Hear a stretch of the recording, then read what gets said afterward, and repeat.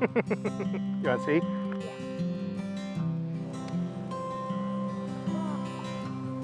I've always been drawn to the outdoors and developed an interest in wetlands early on. We had a cabin out on the river and we went camping and we went hiking and fishing, and so that got me out into the outdoors. I went to college and majored in wildlife biology and then did my graduate work on wetlands and waterfowl, and then worked about 8 years in waterfowl research in Iowa. I've been actually in Nebraska working as a wetland program manager for 28 years now. I cover the whole state of Nebraska working with wetlands. And important for me, I get to get out in the field to look at projects, to help plan projects, to meet and talk to people. And so I really love visiting the different wetlands and different habitat areas across the state of Nebraska. I marvel at that abundance and diversity of life that wetlands produce. I think that's what drew me to wetlands. I think that's what draws a number of people to wetlands. There are three factors that make an area a wetland. Those three factors are the vegetation or the type of plants growing there. And then the second factor is the soils. And soils take on certain characteristics when they're wet. And then the final factor is hydrology, or the presence of water. And water doesn't have to be there all the time in order to be considered a wetland. Wetlands are located in all the urban areas and all the towns and communities of the state. Even small communities like the town of Axtell developed a wetland at the edge of a rainwater basin. Wetlands have been purposefully incorporated to help keep the water quality good and to provide benefit to fish and wildlife. The thing I appreciate most about urban wetlands is obviously they're in my backyard. An area that historically was probably the upper reach of a stream along Beale Slough in the southern part of Lincoln, and now is part of a neighborhood commons for stormwater runoff and to improve water quality. When our grandkids come over to visit, that's certainly a place that we go play. You feel the stamp. It's like three-sided. It does have a triangle. This one does too.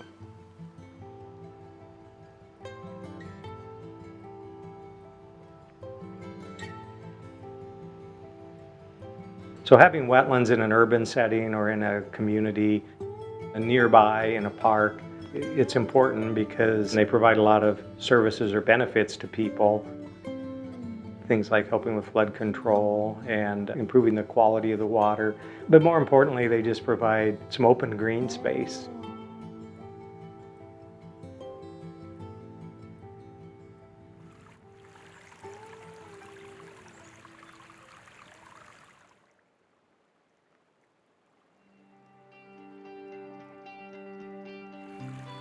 The wetlands serve basically that function as a kidney on the landscape. So they take the water that's passing through them and pull the contaminants out of that water, and then what's passing further downstream is going to be improved.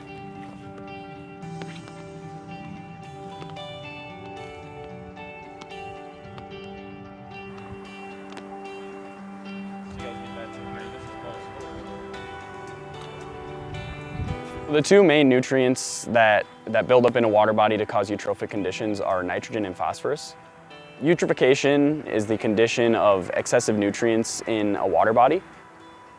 And then there's a wide variety of negative environmental effects that come with eutrophication.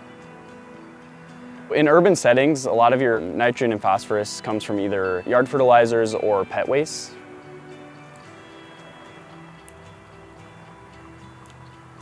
So our current research project is focused on a floating treatment wetland. Floating treatment wetland is wetland plants placed in some sort of buoyant mat so that the plants can sit on the water surface and their roots hang down below in the water column. Floating treatment wetlands have the capacity to remove both nitrogen and phosphorus from water. Plants can be amazing, especially some of these wetland plants. It's just like any, need nutrients to grow and thrive. The plant roots will naturally take up nitrogen and phosphorus. Floating treatment wetlands provide a lot of ecosystem services, so it really depends on what your goal is. You know, I could see someone using a floating treatment wetland in their home pond just to plant some pretty flowers for something unique. That's what makes these floating treatment wetlands such a great option.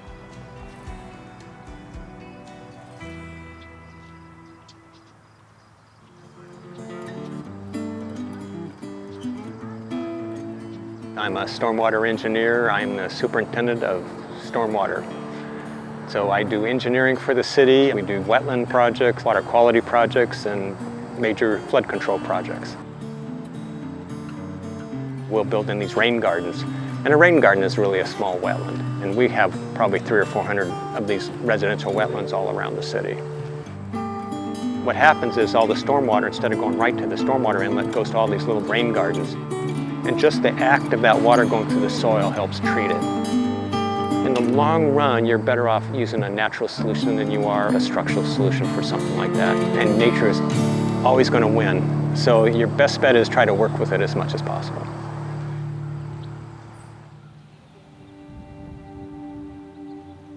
You know, wetlands can soak up water and keep it from causing damage downstream through flooding. When we altered things for our urban communities, we often did away with that function. And now we've learned that we can build that back into our communities.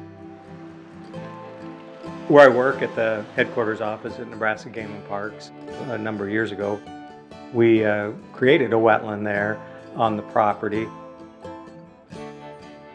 We thought, let's have a wetland where the water comes off of the parking lot and that could then improve the quality of that water. Wetlands require ongoing management, and one of the things that happened to us is we developed the wetland that looked great, had all kinds of plant diversity and lots of different wildlife. And over time, we didn't keep up with the management on it. Basically, some invasive hybrid cattail took over and choked out the wetland. We initiated a follow-up project to improve the wetland by removing the invasive cattail. Hopefully that will lead to the reestablishment of desirable native vegetation.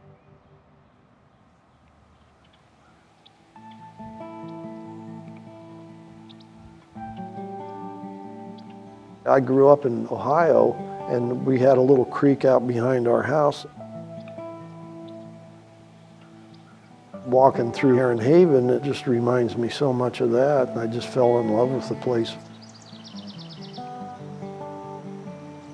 Heron Haven is a 17-acre spring-fed wetland. It runs through a little creek running right along the north edge of Maple Road, dumps into the Big Papillion Creek. In 1992, Heron Haven was bought by a contractor. They were going to build apartments out here. The neighbors that live around the area found out about it, and they called Omaha Audubon Society. There was a lady by the name of Ione Worthman. She came down to check the property, and she saw two great blue herons. So she started the nonprofit called Friends of Heron Haven, and that's how it got its name. Ione Worthman gets all the credit for that.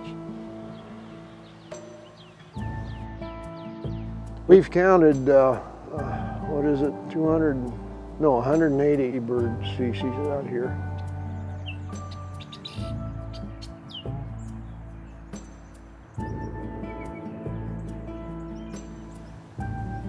I'm happy walking in the woods. I just love being out there with my camera and taking photos and seeing nature.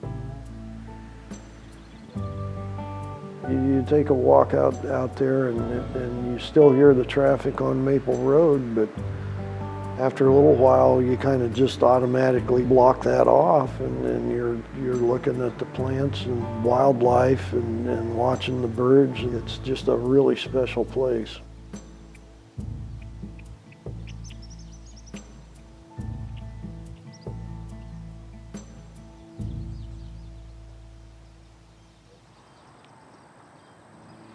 Vegetation kind of forms the baseline for what we build our fisheries off of. So when you buy a fishing license, a portion of that is dedicated toward improving aquatic habitat around the state. That's how we funded the project here at Holmes Lake. Vegetation is places for adult fish to spawn, it's places for young fish to hide, it's places for adult fish to ambush other fish. We incorporated wetlands into the project because we knew how important they were to not just the fishery but the overall aesthetics. That there was like 20 times the use from walkers and bikers. We want people close to nature, and if that gets them there, great.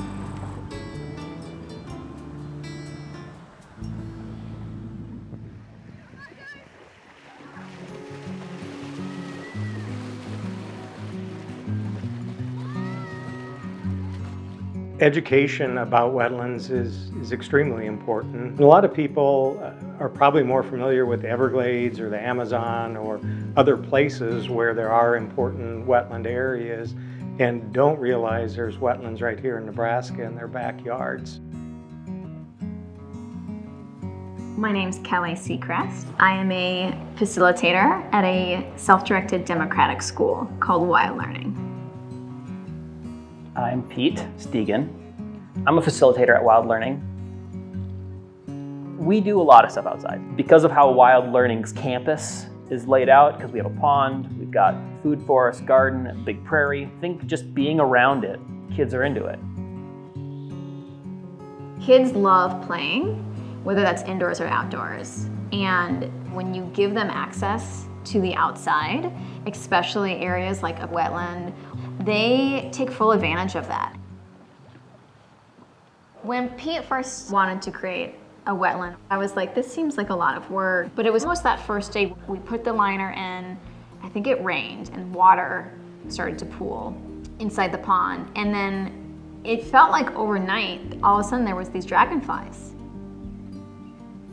As Pete and I started to develop the area and Pete started to obviously fill in the water and put a lot of native plants, it's like the combination of Jurassic Park and Field of Dreams, like if you build it, they will come. So if you have water, life will be there. I mean, I still have that like childhood amazement of plants and animals, but it is really cool seeing things through like youngsters' eyes.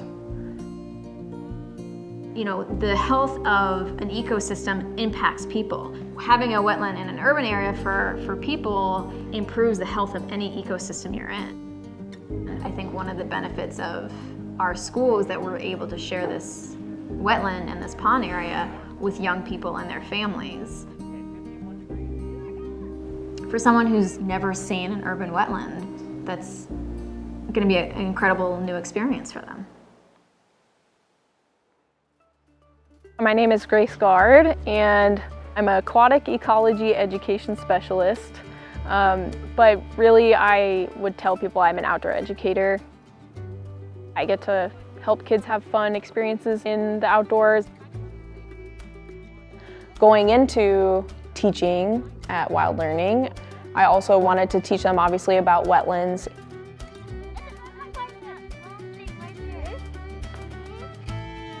We got one dragonfly larva, and so that was kind of cool for them to see it in person. I always tell kids, you're a scientist. If you ask questions, you're a scientist. That's what scientists do.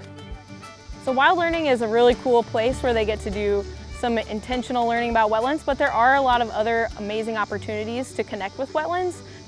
That can be through public schools and a field trip, working with nature centers, going just on a walk in your local park that might have a wetland area.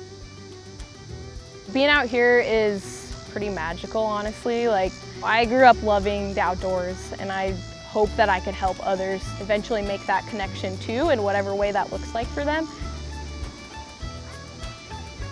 Wetlands are truly everywhere. Sometimes really have to look a little closer to see them, but they're all around us, and they truly are for everyone. They're a place where we can all come connect to nature in whatever way that works best for us.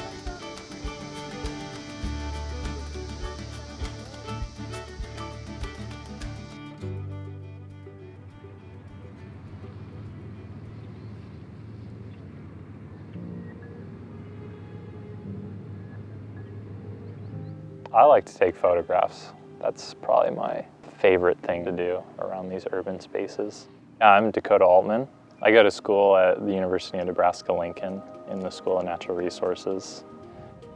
I've always been interested in nature ever since I was a kid. I'd forego being inside just to have a few moments outside. But I think my love for nature kind of spurred my interest in wetlands. I started exploring more urban wetlands around my neck of the woods, which is in the North Bottoms in Lincoln.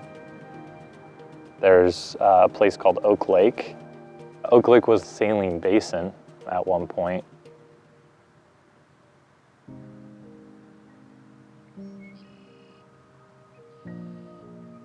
It was used as a dump site.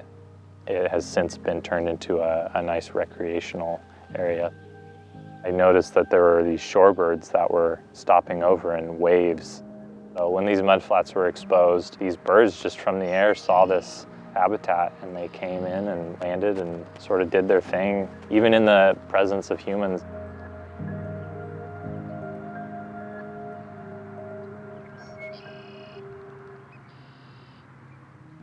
My main mode of transportation when I visit some of these wetlands is through a bicycle.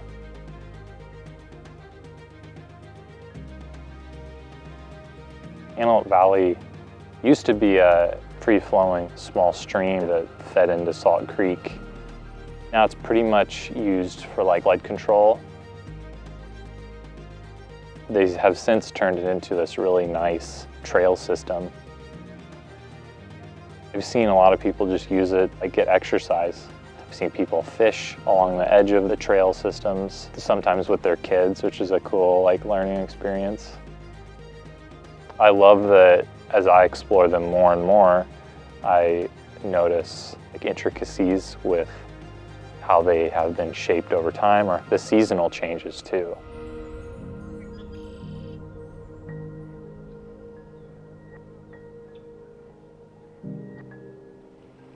A lot of species in urban wetlands gravitate towards water. I've seen deer in some urban wetlands.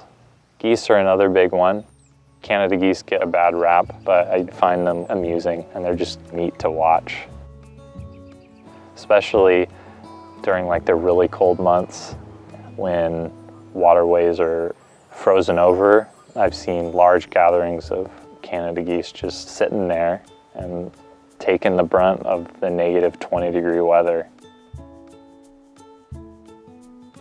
Wetlands serve so many functions in ecosystems.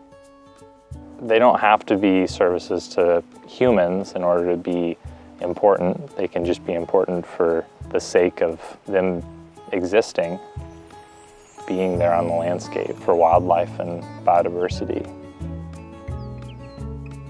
There's more than meets the eye in an urban wetland, because the more you spend time, the more you'll see. The more you see, the more you'll want to come back and visit them again and again.